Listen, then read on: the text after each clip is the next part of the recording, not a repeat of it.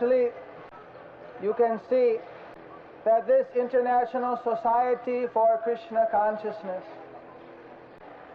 from the lectures of the previous speakers, is actually saying the ancient message of Lord Sri Krishna, of Lord Sri Ramachandra, from the Vedas, from the Bhagavad Gita. Someone may have wondered, what is this Hare Krishna movement? What will be the result of their coming in our neighborhood? But you can see that it is the same, as they say in the West, old wine in a new bottle. Not so new, at least 500 years old. But the message is the same. Today, we are in 20th century India, 20th century world. So we are speaking to you over PA system with electric fans, but the message remains eternal, remains the same. Actually, this Krishna conscious movement is coming in the line from Lord Sri Krishna to Lord Brahma, from Brahma to Narada Muni to Vyas, from Vyas Dev to Madhvacharya. From Madhvacharya, it has come down to Madhavendra Puri, Ishvara Puri, and Krishna again has, as is predicted in Mahabharata, in the Bhagavata, in so many Vedas, that Krishna will come in Kali Yuga as Channa Avatar, as a disguised or Gupta Avatar, an avatar who is embodying the spirit of devotion to himself. That is Sri Krishna Caitanya Mahaprabhu.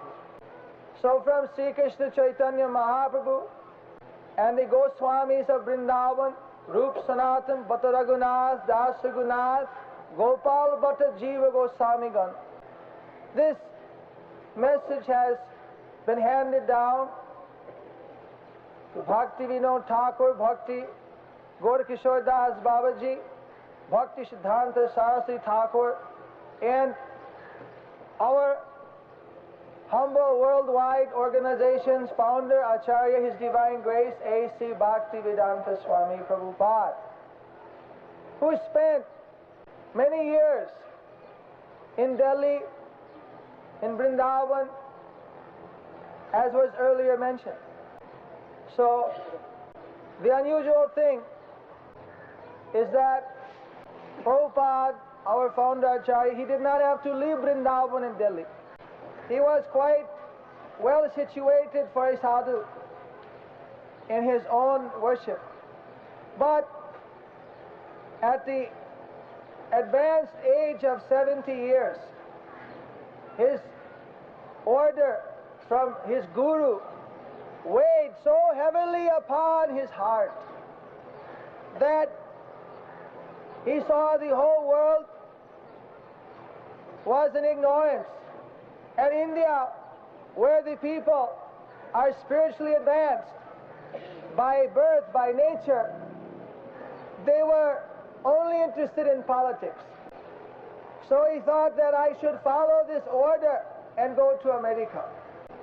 So he left this Vrindavan, Delhi area, and he went by Jaladut, Jahaz, boat, ship, to New York and established his International Society for Krishna Consciousness in 1965.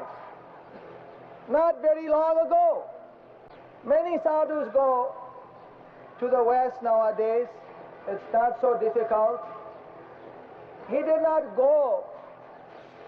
He stayed for years and years together, training the college students, training the businessmen in Bhakti Yoga.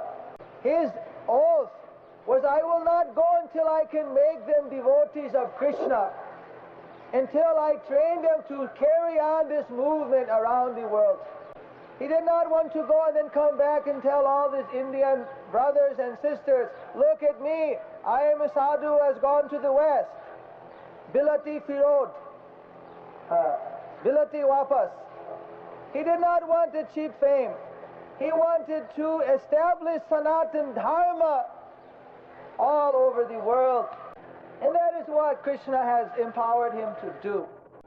So of course in 1977 he wound up his manifested visible pastimes in Vrindavan. And we see that in 12 short years he has created such a tidal wave which has not yet seen its limit, but is going on increasing day by day.